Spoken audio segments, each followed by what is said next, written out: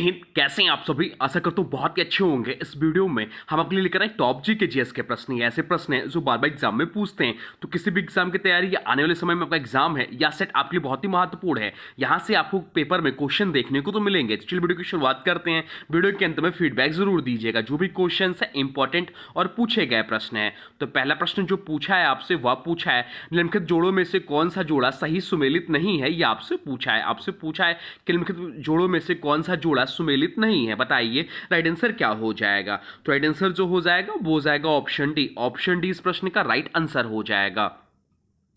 Adam Smith wealth of nation. तो Adam Smith का जो पुस्तक है वह वेल्थ ऑफ नेशन, इसे आधुनिक अर्थशास्त्र के जनक माने जाते हैं। जेएम कीन्स जो है इनकी पुस्तक है the journal theory of unemployment interest and money, आधुनिक क्रिश्चियन सिद्धांत की आधारशिला है। गुन्नार मिडल की बात करें तो गुन्नार मिडल जो है इनकी पुस्तक का नाम है Asian drama and inquiry into the poverty and nations, यानी कि एशिया की आर्थिक समस्याओं पर प्रसिद्ध ग्रंथ। कार्ल मार्क्स का दिया जो है पुस्तक का नाम है वो है दास कैपिटल। दास कैपिटल जो है या कार्ल मार्क्स की पुस्तक का नाम है, ना कि principle of political economy and taxation.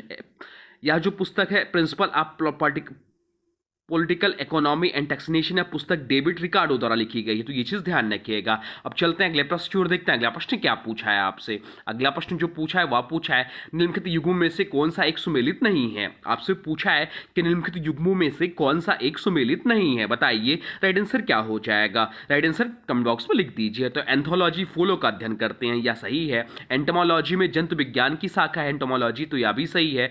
ट्रोफोलॉजी पोषण का अध्ययन कहलाता है, तो यह भी सही है। पेडोलॉजी जीवों पौधों के जीवाश्मों का अध्ययन, यह आपका गलत विकल्प हो जाएगा। पेडोलॉजी का अर्थ है मृदा का अध्ययन या पृथ्वी विज्ञान की एक शाखा है जो मिट्टी की उत्पत्ति, संरचना और वर्गीकरण का अध्ययन करती है। अतः पेडोलॉजी पौधे के जीवाश्मों का अध्ययन गलत हो जाएगा। पौधों के जीवाश्मों का अध्ययन जो करते हैं पैलियो बॉटनी कहलाता है। ये चीज ध्यान रखिएगा। अब चलते हैं अगले प्रश्न की ओर, देखते हैं अगला प्रश्न क्या पूछा है आपसे। अगला प्रश्न जो पूछा है वह पूछा है भारत की 2011 की जनगणना के अनुसार भारत की नगरीय जनसंख्या का प्रतिशत था। बताइए कितना था। भारत की 2011 की जनगणना के अनुसार भारत की नगर जनसंख्या का प्रतिशत था। बताइए कितना था। राइट आंसर कमेंट बॉक्स में लिख दीजिए। तो राइट आंसर जो हो जाएगा वो हो जाएगा ऑप्शन बी, 31.2% था। भारत की 2011 की जनगणना के अनुसार कुल जनसंख्या जो है 121 करोड़ है, जिसमें नगरीय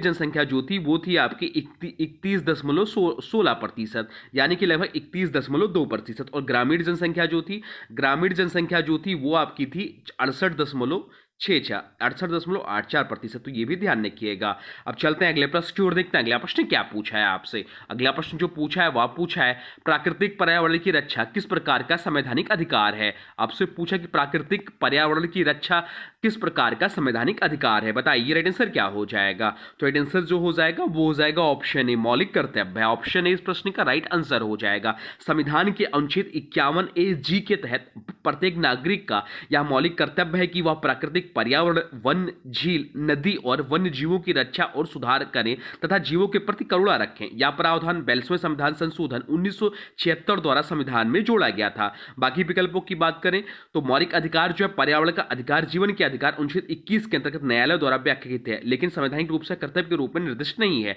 नीति निर्देशक तत्व जो है यह राज्य के लिए निर्देश है, नागरिकों के लिए नहीं। और प्राकृतिक कर्तव्य जो है संविधान में ऐसा कोई पृथक वर्ग नहीं है। अब चलते हैं अगले प्रश्न की ओर, देखते हैं अगला प्रश्न क्या पूछा है आपसे। अगला प्रश्न जो पूछा है वह पूछा है केंद्र और राज्य के मध्य वैधानिक शक्तियों का बंटवारा किस अनुसूची में वर्णित है। आपसे पूछा है कि केंद्र और राज्य के मध्य वैधानिक शक्तियों का बंटवारा किस अनुसूची में वर्णित है। बताइए राइट आंसर क्या हो जाएगा। राइट आंसर हो जाएगा ऑप्शन डी, 7वीं अनुसूची में वर्णित है। भारत के संविधान की 7वीं अनुसूची में केंद्र और राज्यों के बीच विषयों का विभाजन किया गया है। इनमें 3 सूचियां दी गई हैं। संघ सूची केंद्र सरकार के अधिकार जिस आते हैं जैसे रक्षा, विदेश नीति, मुद्दा आदि। राज्य सूची राज्य सरकार के अधिकार जैसे पुलिस, स्वास्थ्य, कृषि। और समवर्ती सूची यानी कि दोनों को अधिकार आते हैं जैसे शिक्षा, विवाह, दंड संहिता आदि। बाकी विकल्पों की बात है तो 5वीं अनुसूची जो है अनुसूचित क्षेत्रों और जनजातीय क्षेत्रों के प्रशासन से संबंधित है। 6वीं अनुसूची पूर्वोत्तर राज्यों असम, मेघालय, त्रिपुरा, मिजोरम के स्वायत्त परिषदों से संबंधित है। और 8वीं अनुसूची जो है भारत की मान्यता प्राप्त भाषाओं की सूची से संबंधित है। अब चलते हैं अगले प्रश्न की ओर, देखते हैं अगला प्रश्न क्या पूछा है आपसे। अगला प्रश्न पूछा है दीनबंधु सार्वजनिक सार्वजनिक सभा की स्थापना किसके द्वारा की गई थी? आपसे पूछा कि दीनबंधु सार्वजनिक सभा की स्थापना किसके द्वारा की गई थी? बताइए राइट आंसर क्या हो जाएगा? राइट आंसर हो जाएगा ऑप्शन सी, ज्योतिबा फुले के द्वारा। दीनबंधु सार्वजनिक सभा की स्थापना ज्योतिराव गोविंदराव फुले ने की थी।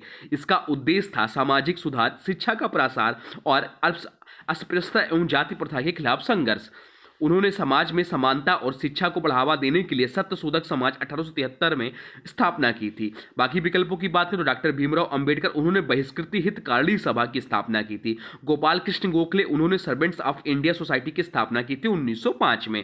ज्योतिबा फुले को महात्मा फुले भी कहा जाता है। उनकी पत्नी सावित्रीबाई फुले भारत की प्रथम महिला शिक्षिका थी। अब चलते हैं अगले प्रश्न की ओर, देखते हैं अगला प्रश्न क्या पूछा है आपसे। अगला प्रश्न जो पूछा है वह पूछा है भारत के राष्ट्रपति की अनुपस्थिति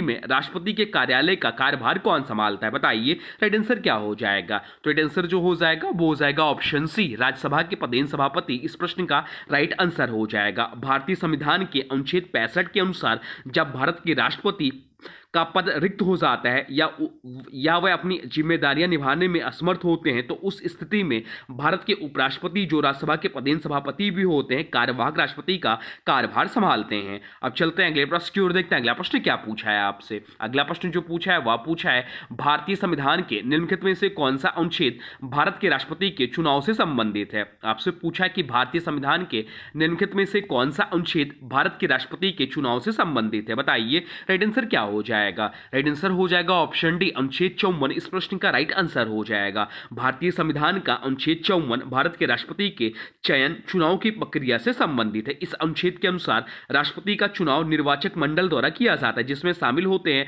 संसद के दोनों सदनों यानी कि लोकसभा और राज्यसभा के निर्वाचित सदस्य, राज्यों एवं केंद्र शासित प्रदेशों, दिल्ली व पुडुचेरी की विधानसभाओं के निर्वाचित सदस्य। बाकी विकल्प क्यों गलत है? तो अनुच्छेद 74 जो राष्ट्रपति को प्रधानमंत्री और मंत्रिपरिषद की सहायता व सलाह से संबंधित है। अनुच्छेद 103 संसद सदस्यता की अयोग्यता का निर्णय राष्ट्रपति द्वारा किए जाने से संबंधित है। अनुच्छेद 78 जो है प्रधानमंत्री के कर्तव्यों, राष्ट्रपति को जानकारी देना आदि से संबंधित है। राष्ट्रपति का जो कार्यकाल होता है वो 5 वर्ष का होता है। पहले राष्ट्रपति जो थे डॉक्टर राजेंद्र प्रसाद थे। वर्तमान समय में जो देश के राष्ट्रपति हैं वो द्रौपदी मुर्मू जी हैं, 15वीं राष्ट्रपति हैं। अब चलते हैं अगले प्रश्न की ओर, देखते हैं अगला प्रश्न क्या पूछा है आपसे। अगला प्रश्न जो पूछा है वह पूछा है भारत में पेंटिंग के संदर्भ में निम्न में से कौन सा युग्म सुमेलित नहीं है? आपसे पूछे कि भारत में पेंटिंग के संदर्भ में निम्न में से कौन सा युग्म सुमेलित नहीं है? बताइए राइट आंसर क्या हो जाएगा? तो फड़ पेंटिंग जो है या राजस्थान का एकदम सही है। सौर पेंटिंग जो है उड़ीसा का, या भी सही है। बाघ पेंटिंग जो है मध्य प्रदेश का, या भी सही है। गूलर पेंटिंग कर्नाटक दिया है, यह आपका गलत हो जाएगा। गूलर पेंटिंग जो वास्तव में है वह हिमाचल प्रदेश का है, ना कि कर्नाटक का। गूलर पेंटिंग वास्तव में हिमाचल प्रदेश से संबंधित है, ना कि कर्नाटक से। यह पहाड़ी चित्रकला शैली की एक शाखा है जो कांगड़ा और बसोहली शैली से जुड़ी हुई है। बाकी विकल्पों की बात करें तो फड़ पेंटिंग राजस्थान के पारंपरिक धार्मिक कथा चित्रकला है। सौर पेंटिंग उड़ीसा की एक जनजातीय चित्रकला विशेष रूप से सौर जनजाति द्वारा बनाई जाती है। बाघ पेंटिंग मध्य प्रदेश के धार जिले के बाग गांव से संबंधित प्रसिद्ध भित्ति चित्र शैली है। अब चलते हैं अगले प्रश्न की ओर, देखते हैं अगला प्रश्न क्या पूछा है आपसे। अगला प्रश्न जो पूछा है वह पूछा है भारतीय संविधान के निम्नलिखित में से कौन सा अनुच्छेद भारत के नियंत्रक और महालेखा परीक्षक कैग के लिए एक स्वतंत्र पद प्रदान करता है? बताइए राइट आंसर क्या हो जाएगा? राइट आंसर हो जाएगा ऑप्शन बी, अनुच्छेद 148। इस प्रश्न का राइट आंसर हो जाएगा भारतीय संविधान का अनुच्छेद 148 नियंत्रक और महालेखा परीक्षक के पद की स्थापना और स्वतंत्रता से संबंधित है। इस अनुच्छेद के अनुसार कैग की नियुक्ति भारत के राष्ट्रपति द्वारा की जाती है। उसे अपने पद से केवल उसी प्रकार हटाया जा सकता है जैसे सुप्रीम कोर्ट के न्यायाधीश को हटाया जाता है, जिससे उसका पद पूरी तरह स्वतंत्र बनता है। बाकी विकल्प क्यों गलत है? तो अनुच्छेद 343 भारत की राजभाषा से संबंधित है। अनुच्छेद 124 सुप्रीम कोर्ट की स्थापना और न्यायाधीशों की नियुक्ति से संबंधित है। अनुच्छेद 110 मनी बिल की परिभाषा से संबंधित है। कैग का जो मुख्य कार्य होता है वो सरकार के सभी आय व्यय का लेखा परीक्षण करना होता है। प्रथम कैग जो थे बी नरहरि राव थे और कैग का कार्यालय जो है नई दिल्ली में स्थित है। अब चलते हैं अगले प्रश्न की ओर, देखते हैं अगला प्रश्न क्या पूछा है आपसे। अगला प्रश्न जो पूछा है वह पूछा है 2011 की जनगणना के अनुसार भारत में लिंगानुपात लिंगानुपात कितना है? आपसे पूछा कि 2011 की जनगणना के अनुसार भारत में लिंगानुपात कितना है? बताइए राइट आंसर क्या हो जाएगा? राइट आंसर हो जाएगा ऑप्शन डी, प्रति 1000 पुरुषों पर 943 महिलाएं। भारत की 2011 की जनगणना के अनुसार लिंगानुपात जो है 943 महिलाएं प्रति 1000 पुरुष पर। इसका अर्थ है कि हर 1000 पुरुषों पर औसतन 943 महिलाएं थी। 2001 की जनगणना में यह आंकड़ा 933 था, अर्थात 10 अंकों का सुधार हुआ। सबसे अधिक लिंगानुपात किसका, यह भी आपसे पूछ सकते हो। सबसे अधिक लिंगानुपात जो है वह केरल राज्य का, यहां पर 1084 महिलाएं हैं प्रति 1000 पुरुष पर। सबसे कम लिंगानुपात जो है वह हरियाणा राज्य का, 879 महिलाएं हैं प्रति 1000 पुरुष पर। तो ये भी दोनों नाम ध्यान रखिएगा। अब चलते हैं अगले प्रश्न की ओर, देखते हैं अगला प्रश्न क्या पूछा है आपसे। अगला प्रश्न पूछा, उस भारतीय खिलाड़ी की पहचान करें जिसे हॉकी का जादूगर कहा जाता है। आपसे पूछा कि उस भारतीय खिलाड़ी की पहचान करें जिसे हॉकी का जादूगर कहा जाता है। तो हॉकी का जादूगर जो कहा जाता है वह मेजर ध्यानचंद जी को कहा जाता है। तो ऑप्शन बी इस प्रश्न का राइट आंसर हो जाएगा। मेजर ध्यानचंद सिंह को पूरी दुनिया में हॉकी का जादूगर कहा जाता है। वह भारतीय हॉकी टीम के सर्वश्रेष्ठ खिलाड़ियों में से एक थे और भारत को 1928 एम्स्टर्डम, 1932 लॉस एंजलिस और 1936 बर्लिन ओलंपिक में 3 स्वर्ण पदक दिलाने में मुख्य भूमिका निभाई। उनके खेल कौशल, गेंद पर नियंत्रण और गोल करने की अद्भुत क्षमता के कारण वे विश्वविख्यात बने। इनके स्मृति में राष्ट्रीय खेल दिवस मनाया जाता है, 29 अगस्त को मनाया जाता है। यह मेजर ध्यानचंद जी की जयंती है। पुरस्कार जो दिया जाता है, भारत सरकार ने उनके सम्मान में ध्यानचंद खेल रत्न पुरस्कार की स्थापना की। अब चलते हैं अगले प्रश्न की ओर, देखते हैं अगला प्रश्न क्या पूछा है आपसे। अगला प्रश्न जो पूछा है वह पूछा है, निम्नलिखित में से कौन सा अनुच्छेद उपराष्ट्रपति के चुनाव से संबंधित है। आपसे पूछा है कि निम्नलिखित में से कौन सा अनुच्छेद उपराष्ट्रपति के चुनाव से संबंधित है। बताइए राइट आंसर क्या हो जाएगा। राइट आंसर हो जाएगा ऑप्शन ए, अनुच्छेद 66 इस प्रश्न का राइट आंसर हो जाएगा। भारतीय संविधान का अनुच्छेद 66 उपराष्ट्रपति के चुनाव की प्रक्रिया से संबंधित है। इस अनुच्छेद के अनुसार उपराष्ट्रपति का चुनाव दोनों सदनों लोकसभा और राज्यसभा के सदस्यों द्वारा निर्वाचक मंडल के रूप में किया जाता है। यह चुनाव सिंगल ट्रांसफरेबल वोट प्रणाली के तहत गोपन मतदान से होता है। बाकी विकल्पों की बात करें तो अनुच्छेद 62 जो है राष्ट्रपति के चुनाव और रिक्त की स्थिति में पुनः चुनाव से संबंधित है। अनुच्छेद 64 जो है उपराष्ट्रपति के राज्यसभा के पदेन सभापति होने से संबंधित है। अनुच्छेद 68 जो है उपराष्ट्रपति के पद रिक्त होने पर चुनाव की समय सीमा और शपथ से संबंधित है। अब चलते हैं अगले प्रश्न की ओर, देखते हैं अगला प्रश्न क्या पूछा है आपसे। अगला प्रश्न जो पूछा है वह पूछा है, OECD यानी कि organization for economics cooperation and development का मुख्यालय कहाँ स्थित है। बताइए राइट आंसर क्या हो जाएगा। राइट आंसर हो जाएगा ऑप्शन डी, पेरिस में स्थित है। OECD का पूरा नाम है organization for economics cooperation and development, आर्थिक सहयोग एवं विकास संगठन।